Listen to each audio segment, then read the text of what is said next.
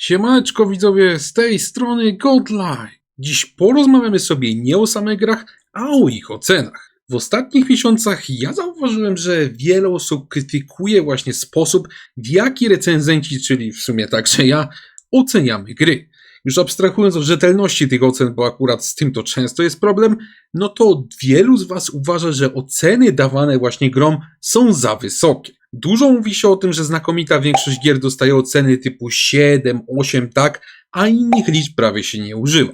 Ja postanowiłem to właśnie dla Was sprawdzić. W tym celu odwiedziłem strony typu OpenCritic, gdzie sprawdziłem, jaka średnia ocena jest przyznawana grom, oraz uchyliłem także rąbka tajemnicy z samej branży, bo przecież sam jestem recenzentem. Zapraszam Was serdecznie. Na początek powiedzmy sobie, w jaki sposób w ogóle ocenia się gry. Wielu internautów uważa, że robi się to po prostu w zły sposób, że te oceny są gównowarte, a sama skala jest wypaczona. No i powiem Wam, że macie po części rację. Przede wszystkim jest tutaj problem ze skalą oceniania gier. Ja już kiedyś zrobiłem materiał na ten temat, gdzie tam dokładnie właśnie problem tej skali zbadałem. Wtedy też Wam wytłumaczyłem, o co tam właśnie chodzi, gdzie dokładnie jest ten problem. Jeżeli chcielibyście go obejrzeć, to znajdziecie go teraz w prawym górnym rogu ekranu, a my wróćmy do tematu. Skala ocen, tak jak mówiłem, jest zrąbana, bo używa się tylko jej części. Konkretnie używa się liczb od 4 do 10. Ona wypatrzyła się już bardzo dawno temu, w sumie niewiele dziś da się z tym zrobić. Niektórzy uważają, że właśnie przez to, że używa się tylko części skali tych ocen, no to wszystkie oceny dawane grom są bezużyteczne, bo zawsze grom będzie dawało się za duży score. Natomiast moim zdaniem tutaj niekoniecznie, bo ta skala jest po prostu przesunięta. Żeby to jednak sprawdzić, wejdźmy sobie teraz na serwis OpenCritic, tam znajdziemy mnóstwo recenzji gier. Ja tutaj wlazłem akurat w recenzję na PlayStation 5, no bo umówmy się jednak, redakcji, które recenzują gry na konsolę jest mniej i są one wyższej jakości. Tutaj możemy zobaczyć sobie listę tytułów, które zostały zrecenzowane w ostatnim czasie oraz ich średnie oceny.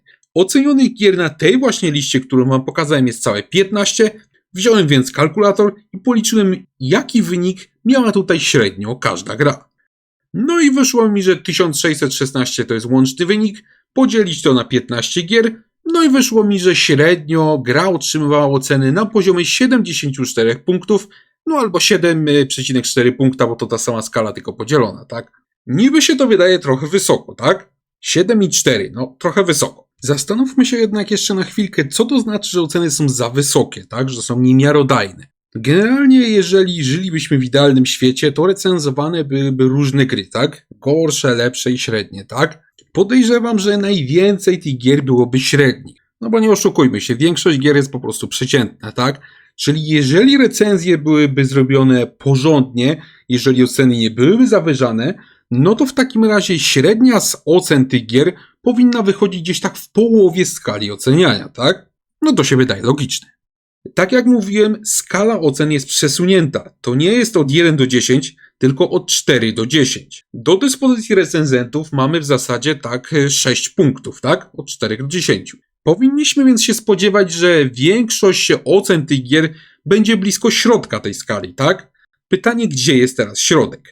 No tutaj to jest prosta matematyka. Skoro do dyspozycji mamy 6 punktów, no to wychodzi, że żeby obliczyć środek tej skali, po prostu trzeba dodać połowę skali do minimalnej wartości oceny.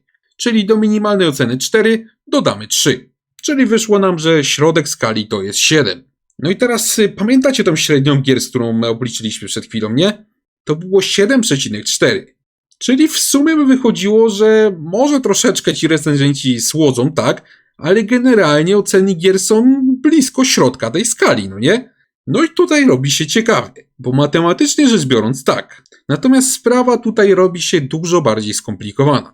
Pewnie wielu z Was już ma pretensje o tego, co powiedziałem i będziecie mieli rację. Otóż środek tej skali to powinna być gra przeciętna, no nie? No bo środek skali. Tutaj środek nam wyszedł na 7. A gra oceniana na 7 to nie jest gra przeciętna, tylko już całkiem dobra. Przeciętna gra to jest oceniona na 6. Jest ładnie posrane, nie? No, nie zdziwię się, że jeżeli w pewnym momencie Was tutaj zamotałem, pogubiliście się w tych moich wyliczeniach, w tych moich ocenach, no bo w tym pogubić się naprawdę można łatwo. Na razie więc ograniczmy się do faktów. Gra przeciętna to jest gra na 6, no może 6,5, tak?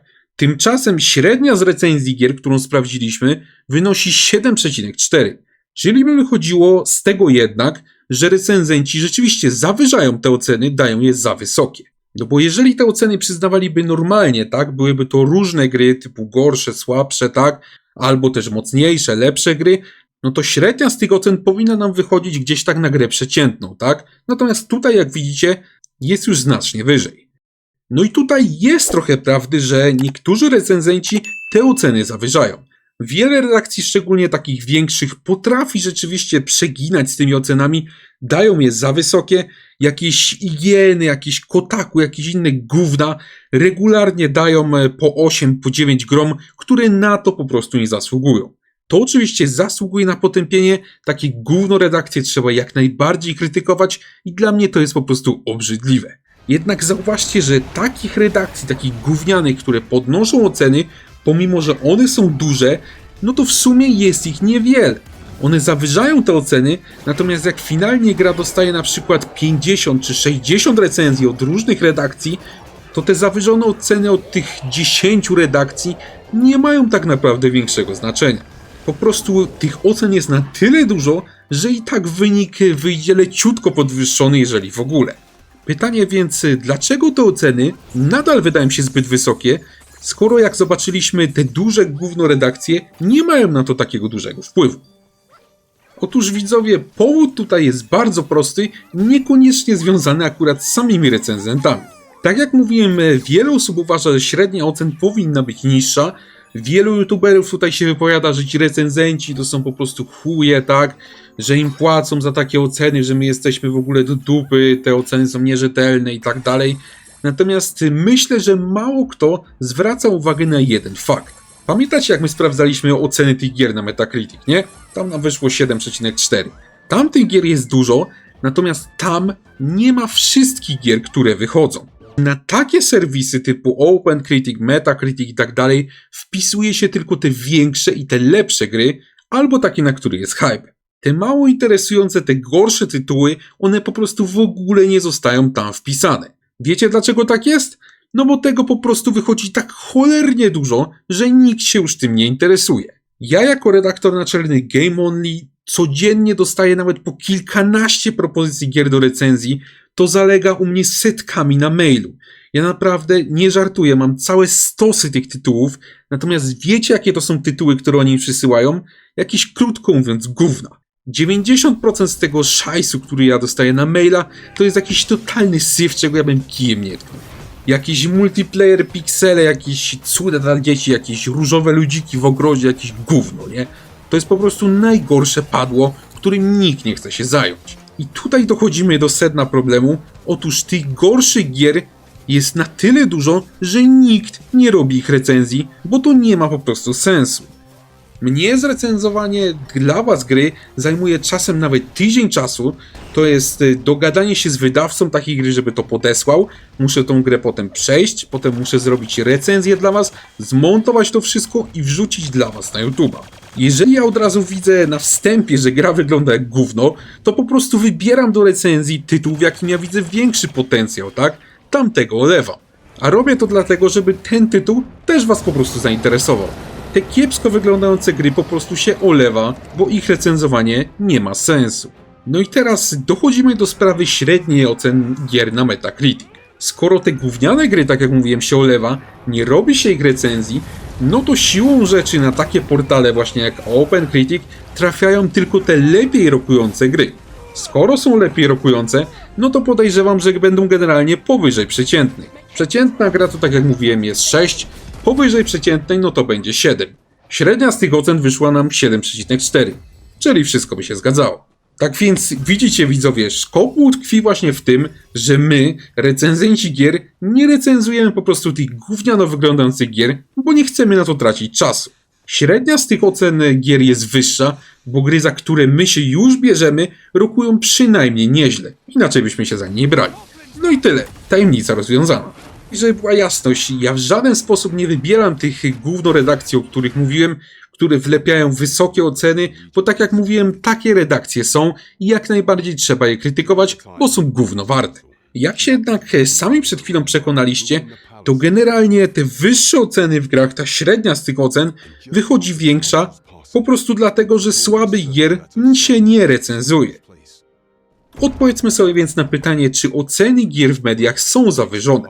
Tutaj powiem tak, po części tak. Tak jak mówiłem, są gównoredakcje, są jacyś pseudo-youtuberzy, są jacyś gówno-influencerzy, którzy się spuszczają dosłownie nad każdą grą, którą dostaną i to jest fakt.